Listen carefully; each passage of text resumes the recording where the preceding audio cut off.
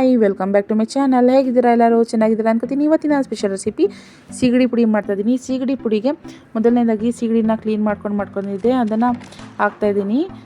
ಬಿಸಿ ಮಾಡ್ಕೊಂಡಿರುವಂಥ ಪ್ಯಾನ್ಗೆ ಎಣ್ಣೆ ಹಾಕಿಲ್ಲ, ನಾನು ಬರೀ ಸೀಗಡಿನ ಹಾಕಿ ನಾನು ಚೆನ್ನಾಗಿ ಫ್ರೈ ಮಾಡ್ಕೊತಾ ಇರೋದು.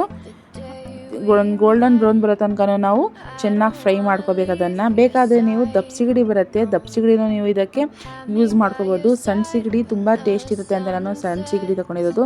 ಇದನ್ನು ನಾವು ಕೈಯಲ್ಲಿ ಪ್ರೆಸ್ ಮಾಡಿದ್ರೆ ಪುಡಿ ಪುಡಿ ಆಗಬೇಕು, ಆ ಥರ ನಾವು ಫ್ರೈ ಮಾಡ್ಕೋಬೇಕು. ಹಾಗೆ ಇಲ್ಲಿ ಸ್ವಲ್ಪ ನಾನು ಕರಿಬೇವನ್ನು ತೊಗೊಂಡಿದ್ದೀನಿ. ಇದು ಚೆನ್ನಾಗಿ ಕೆಂಪಾಗೋ ತನಕ ನಾವು ಚೆನ್ನಾಗಿ ಫ್ರೈ ಮಾಡ್ಕೋಬೇಕು. ಕಮ್ಮಿ ಫ್ಲೇಮ್ ಮಾಡ್ಕೊಂಡೆ ನಾವು ಫ್ರೈ ಮಾಡ್ಕೋಬೇಕು, ಜಾಸ್ತಿ ಫ್ಲೇಮ್ ಮಾಡಬಾರ್ದು, ಇಲ್ಲಾಂದರೆ ಸಿದೋಗುತ್ತೆ. ಹಾಗೆ ಇಲ್ಲಿ ನಾನು ಒಂದು ಬೆಳ್ಳುಳ್ಳಿನ ತೊಗೊಂಡಿದ್ದೀನಿ. ದೊಡ್ಡ ಬೆಳ್ಳುಳ್ಳಿ ಅಂದರೆ ಒಂದು ಸಾಕು, ಚಿಕ್ಕ ಇರೋ ಬೆಳ್ಳುಳ್ಳಿ ಇದ್ದರೆ 2 ಬೇಕು. ಚೆನ್ನಾಗಿ ಫ್ರೈ ಮಾಡಿಕೊಂಡು ಇದರಲ್ಲಿ ನಾನು ಒಂದು 3 ಮೆಣಸಿನ್ಕಾಯಿ ಹಾಕ್ತಾಯಿದ್ದೀನಿ, 1 ಮೆಣಸಿನ್ಕಾಯಿ ಹಾಕ್ತಾಯಿದ್ದೀನಿ.